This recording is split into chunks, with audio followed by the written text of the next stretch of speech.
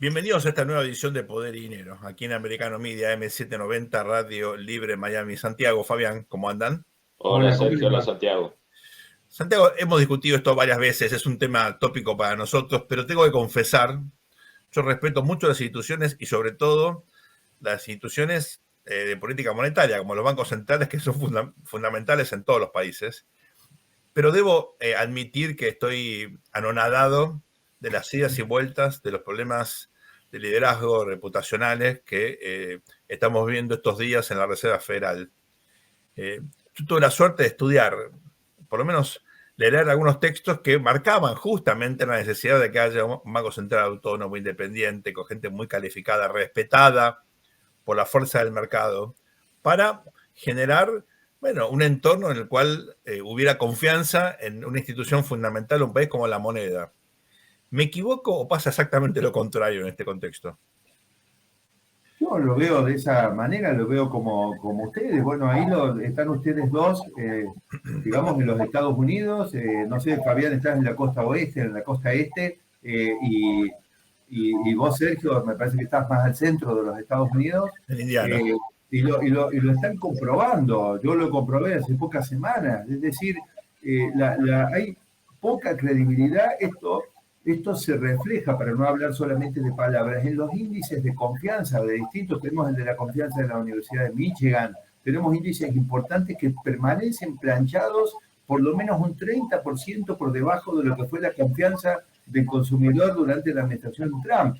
Por supuesto que el proceso de las personas para llegar a esto es complejo y digamos, tiene que ver con percepciones de distinto origen, pero la realidad es que lo que estamos viendo por parte de esta gestión de la FED, nosotros sabemos que la audiencia se renueva, no obstante lo hemos repetido muchas veces y no es deseo aburrir, pero la verdad es imposible no tener en cuenta esta intervención que tuvo Powell en la Cámara de Representantes. eh, digamos, las cosas que dijo en Jackson Hole, las cosas que dijo en la minuta previa al informe de empleo de enero, que al otro día hizo explotar la decisión que habían tomado el día anterior, y retrotrayéndonos al comienzo, cómo había minimizado el festival de emisión y de gasto del gobierno del presidente Biden al inicio de la gestión, convalidando con la política monetaria toda esa emisión. Y todo eso se termina pagando, digamos, en estos niveles de inflación y en esta falta de confianza de los consumidores. Ustedes han visto lo caprichosos que están, por decirles de alguna manera, el comportamiento de los stock markets en los Estados Unidos, donde en una semana te manipulan diciendo que va a venir un mejor dato y en la otra viene el dato real, pum, se plancha todo. Se ha convertido en una economía sumamente compleja para tomar decisiones y esto tiene costo, tiene costo. Fabián. Ahí retomando lo que dijimos en otros programas, ¿no? O sea, si lamentablemente es verdad que en sectores de la Fed influye la política a favor de los demócratas, esperemos que no sea así, que sea un error de percepción nuestro y que no tengamos que arrepentir de decirlo. El año que viene la Fed no va a actuar de manera contundente, va a actuar de manera como actuó el año pasado, ¿no? Tratando que el Partido Demócrata llegara en mejores condiciones a las elecciones legislativas, que dio resultados, ¿no? Porque los demócratas hicieron una elección mejor de la esperada. Por lo tanto, le queda este año, el 2023. Y ya se fue un trimestre, ¿no? O sea, ¿cuál es la ventana de tiempo que requiere una acción seria contra la inflación? ¿No? A mí me parece, Fabián, que ya no tienen tiempo. Estamos hablando de que cuando uno mira el nivel general de inflación, dice, bueno, en agosto estábamos en 9, en agosto creo que fue más de 9% de inflación anual, hablamos del índice global, y ahora terminamos en el 6,5, en el 5,6, estamos. Entonces alguien desprevenido podría decir, bueno, pero de todas maneras esto va dando resultados. Y el problema es el recorrido del tramo final y el costo de tolerar niveles de inflación más altos. A ver, Esta es la cuna del capitalismo. Se necesita un nivel de inflación despreciable, digamos, del 1 o del 2% anual, para que las empresas, los consumidores tomen confiados decisiones de inversión, para que las tasas de interés puedan converger, para que la economía realmente tenga otra fase de crecimiento y, por supuesto, los Estados Unidos otra fase de desarrollo que lo necesita, porque a nivel por lo menos de infraestructura y de muchos temas, no solo pública, sino privada, digamos, hay la necesidad de que haya otra ola de transformaciones en los Estados Unidos y solo pueden estar basadas. La administración Biden cree que resuelve todo con un nuevo presupuesto de gastos fiscales. Todo lo quieren resolver con gastos, por supuesto, con gastos, con más impuestos, con emisión, que después te lleva a esta realidad que tenemos hoy. Pero no es ese el camino es que el sector privado de los Estados Unidos, el más poderoso del planeta, el que lo ha demostrado siempre y el que ha traído a los Estados Unidos al liderazgo mundial, tenga las mejores condiciones para salir adelante. Lo mejor que podemos hacer es que el sector privado hay que revisar las regulaciones también. En Estados Unidos hay más regulaciones para la pequeña, para la mediana empresa y para el emprendedor, amigo, que en Suecia, en Finlandia, en Dinamarca y en Noruega. No puede ser.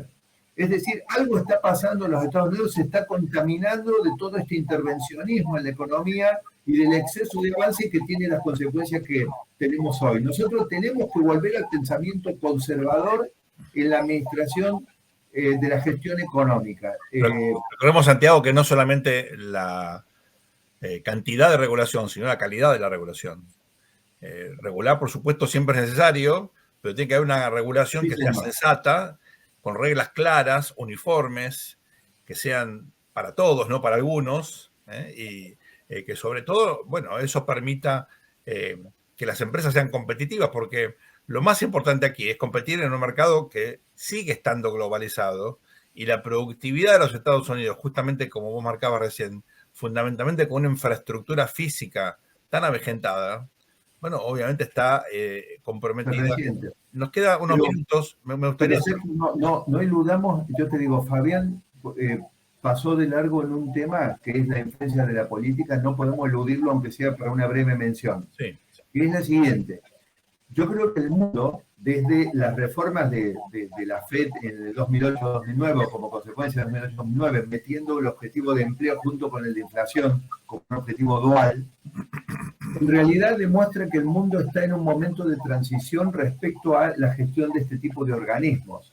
Porque la realidad es que la política mundial hoy está en una especie de dilema como el de Samuelson, de cañones o mantequilla, respecto a inflación o desempleo en términos de su conveniencia política. Y todo esto se está reflejando, me parece, en las idas y vueltas de la FED y en el intento del board de la FED de hacer lo que le conviene a la administración demócrata. Durante mucho tiempo uno leía cosas como el fin del empleo, el fin del trabajo, etcétera, etcétera. Uno analiza la situación actual y la gran, me parece, paradoja es que el desempleo sigue bajísimo, ¿no? Sigue a tasas históricamente muy, pero muy bajas en los Estados Unidos. Por supuesto que acá hay cuestiones demográficas, hay cuestiones que tienen que ver con la inmigración, también con la generación de empresas pequeñas y medianas que efectivamente son muy intensas en mano de obra. También la logística y demás, pero es un elemento crucial, porque creo yo que al final del día, a nivel electoral, la inflación es un factor, pero el empleo es otro.